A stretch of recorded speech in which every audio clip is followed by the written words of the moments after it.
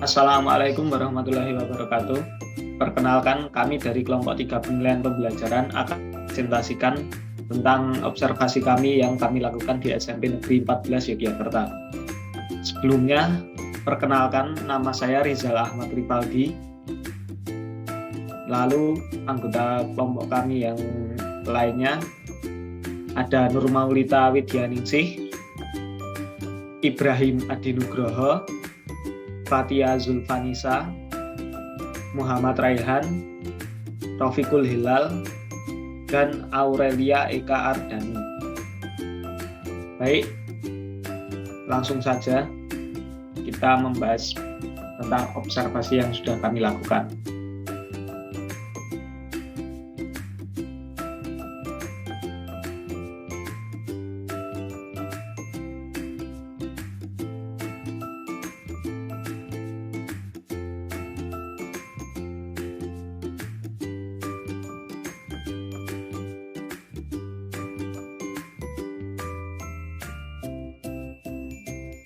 Baik, dari observasi yang kami lakukan itu bertempat di SMP Negeri 14 Yogyakarta. Lokasinya ada di Jalan Tentara Pelajar nomor 7, Kota Yogyakarta. Itu Mas Rizal salah satu alumninya. Ya kan, Mas? Iya, Mas. Dan kenapa sekolah tersebut dipilih? Ya karena melihat profil sekolah sendiri, kita dapat menyaksikan secara sekilas bagaimana penilaian pembelajaran yang dilakukan sudah dilaksanakan dengan sangat baik dan terstruktur, terbukti dengan contoh alumninya yang sangat kompeten, yaitu Mas Rizal. Next.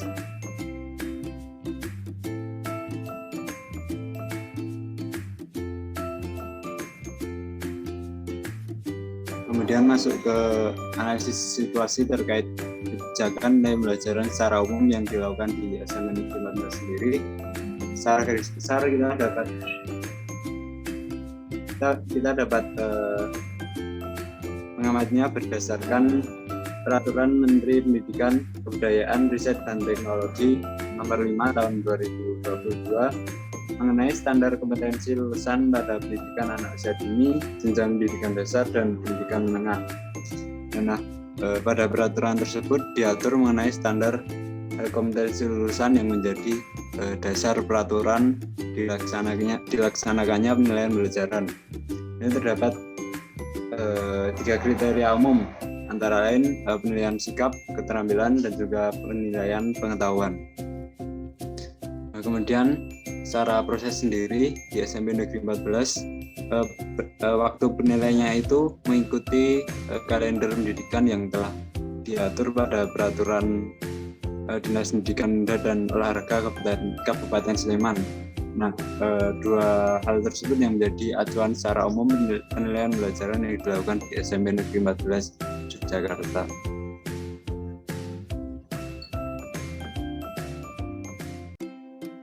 Next.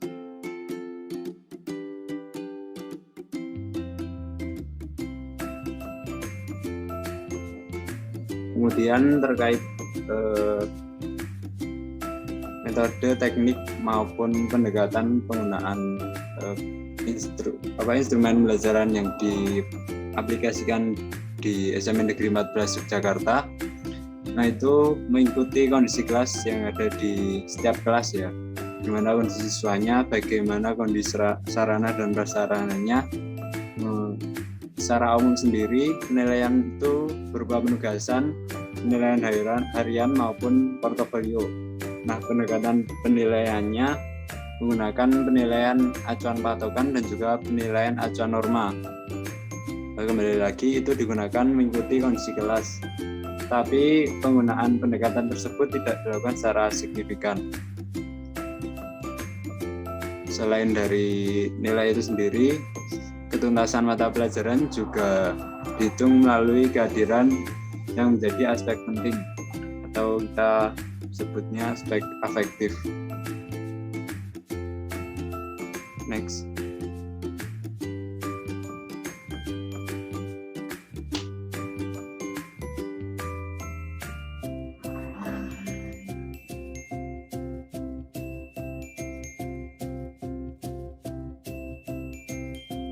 Nah, kemudian di SMP Negeri 14 sendiri terdapat 2 kurikulum yang digunakan.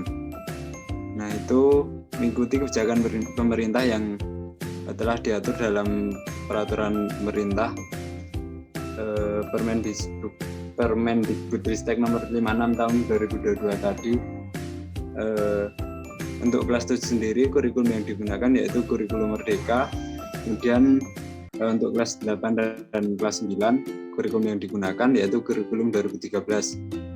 Dikarenakan sesuai dengan peraturan pemerintah tadi, sekolah itu bebas menerapkan kurikulum sesuai dengan kesiapannya masing-masing. Nah, itu kenapa diterapkan dua kurikulum, dikarenakan pada kelas 8 sekarang ini sendiri, waktu kelas 7 kan dulu sudah diterapkan kurikulum 2013. Nah, itu kenapa dilanjutkan dan tidak berhenti menjadi kurikulum Merdeka. Nah, itu mempertimbangkan aspek kesiapan muridnya sendiri. Karena pergantian kurikulum secara tiba-tiba tentunya akan menghambat pembelajaran yang telah mereka lalui. Next.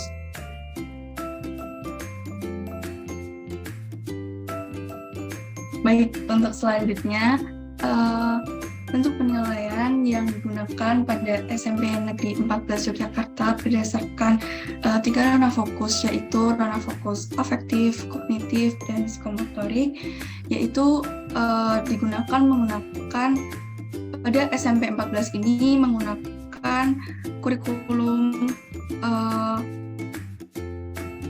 ke-13 dan kurikulum Merdeka, yang mana dapat digunakan untuk menentukan posisi relatif serta peserta didik terhadap standar yang telah ditetapkan.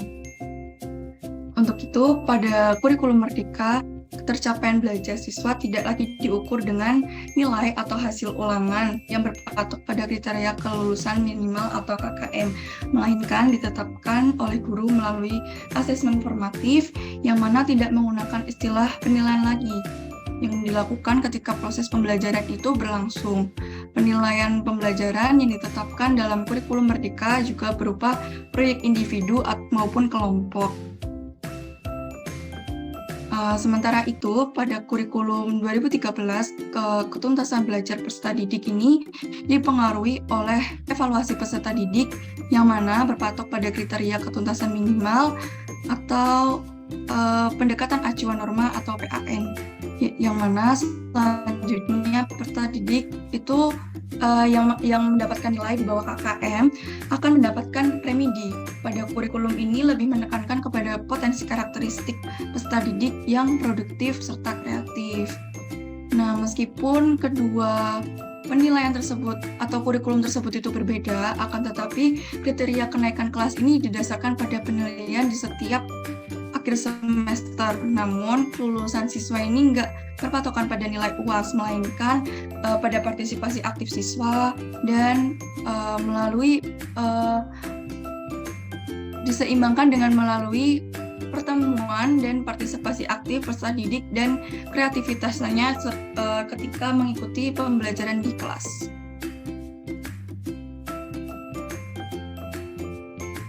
Baik, selanjutnya memasuki bab 2 yaitu tahap persiapan, pelaksanaan, dan analisis hasil.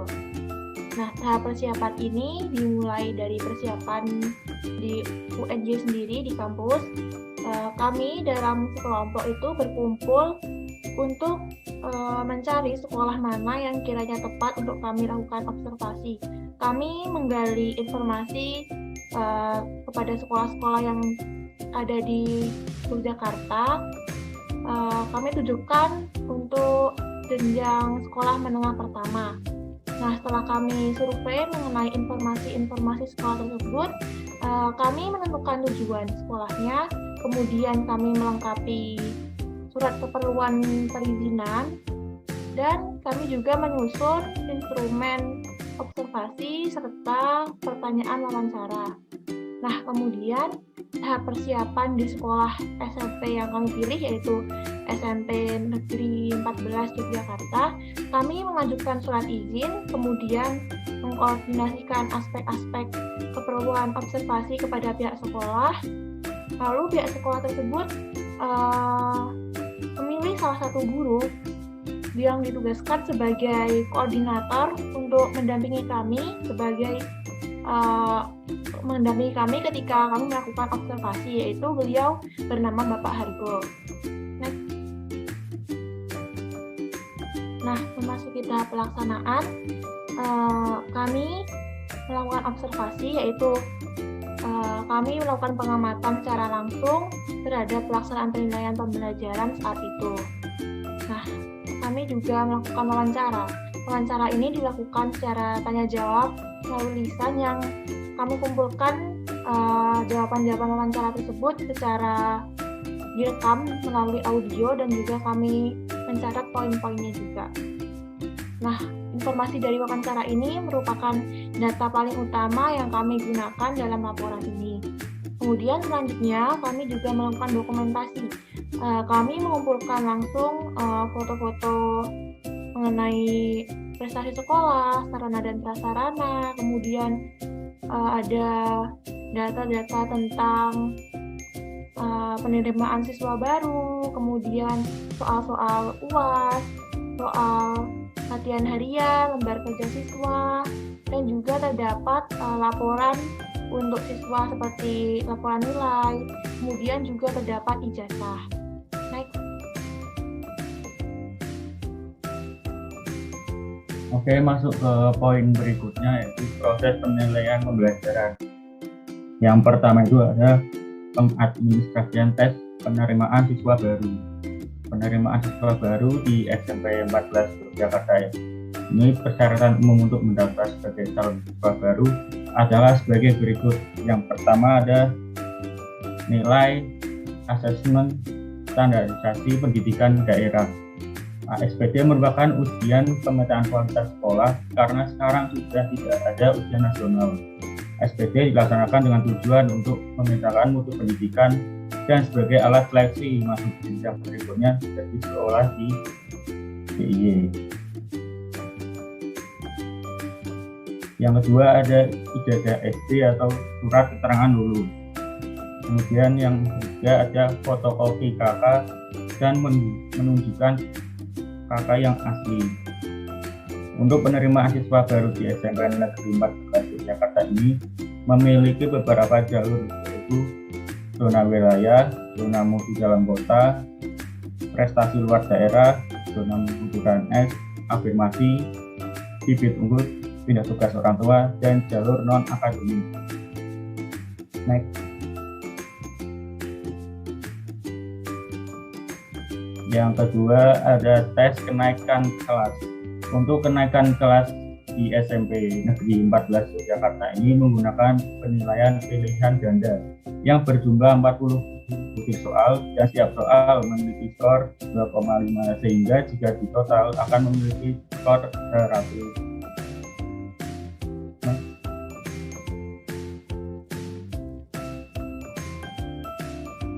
Nah, yang terakhir ini ada kelulusan. Siswa bisa dikatakan lulus apabila sudah menempuh 6 semester atau sudah menjalani pembelajaran dari kelas 7 sampai kelas 9.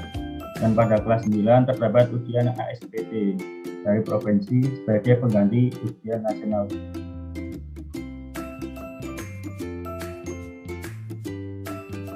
Baik, yang selanjutnya yaitu proses penskoran dan pendekatan penilaian. Untuk penilaian akhir semester bentuk pilihan ganda dengan jumlah 40 soal, skor maksimalnya yaitu 100. Tiap soal memiliki skor 2,5. Ulangan harian, misalnya 20 butir, dapat ditentukan kunci jawabannya. Misalkan soal 20 butir, maka skor maksimalnya 100. Jadi setiap soal memiliki skor 5. Proses penilaiannya yaitu 20 kali 5 sama dengan 100. Selain itu, juga terdapat penugasan berupa lembar kerja. Lembar kerja ini penilaiannya berbeda-beda, karena kadang berupa esai, bobot per nomornya juga berbeda. Next. Masih mencakup proses penskoran dan pendekatan penilaian, tes asesmen awal untuk kelas 7 yang naik ke kelas 8 yaitu dengan tes kognitif. Contohnya seperti latar belakang siswa, fasilitas belajar yang dimiliki siswa, seperti memiliki laptop ataupun wifi, menggali minat siswa, serta gaya belajar siswa. Untuk tes kognitifnya berupa soal objektif yang terdiri dari 10 soal. Soal terdiri dari materi yang sudah dipelajari dan beberapa materi yang belum dipelajari. Next. Baik, poin yang selanjutnya yaitu proses validasi terhadap instrumen tes dan non-tes. Sebelumnya, apa itu validitas? Validitas digunakan untuk mengetahui kesesuaian alat ukur dalam mengukur suatu hal.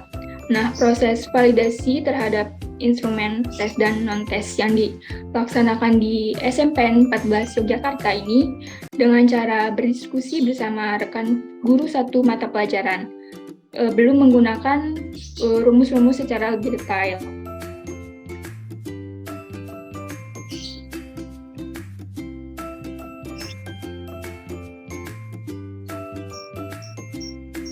Selanjutnya proses reliabilitas. Nah, reliabilitas sendiri itu digunakan untuk mengetahui keajegan suatu alat ukur secara berulang-ulang.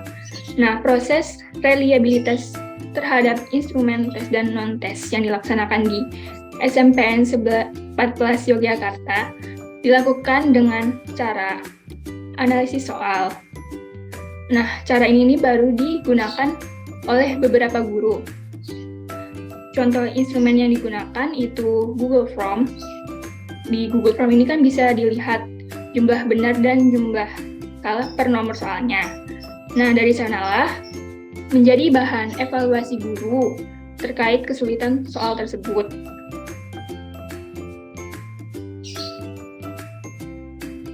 Untuk poin yang berikutnya yaitu laporan hasil pembelajaran. Nah, laporan hasil pembelajaran ini dibagi menjadi 4. Yang pertama, laporan untuk siswa. Nah, laporan ini berisi catatan tentang siswa dan diusahakan selengkap mungkin agar dapat memberikan informasi yang lengkap. Laporan ini juga berisi catatan prestasi belajar siswa. Catatan itu dapat dibedakan atas 2 cara, yaitu lulus atau belum lulus. Lalu yang kedua ada laporan orang tua. Laporan ini berisi informasi hasil belajar anaknya yang ditujukan kepada orang tua. Nah, laporan ini berisi tentang hasil belajar siswa yang meliputi ranah kognitif, psikomotorik, dan afektif. Lalu yang ketiga ada laporan untuk guru. Laporan ini digunakan guru dan sekolah guna mengetahui kekuatan dan kelemahan siswa dalam satu kelas dan sekolah dalam semua mata pelajaran. Lalu yang terakhir ada laporan untuk sekolah. Nah, laporan ini ditujukan pihak sekolah untuk mengetahui catatan perkembangan siswa yang ada di dalamnya.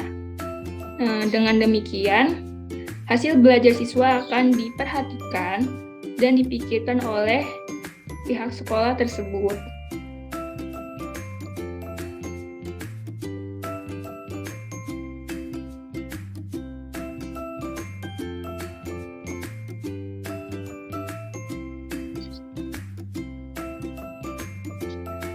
Next.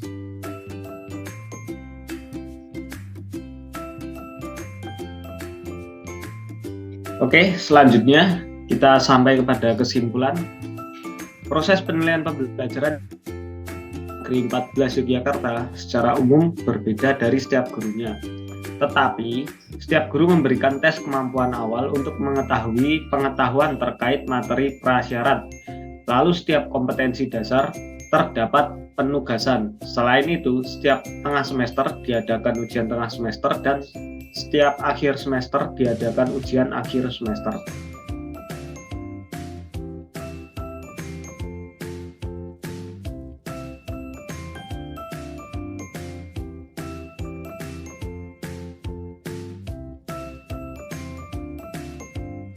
Oke, selanjutnya saran. Hendaknya agar guru berkolaborasi dengan ahli teknologi pendidikan terkait instrumen yang digunakan dalam penilaian pembelajaran, Selain itu, guru lebih baik menggunakan alat untuk menguji validitas dan reliabilitas instrumen penilaian pembelajaran agar penilaian bukan lebih terpercaya seperti penugasan rumus Cronbach-Alpha.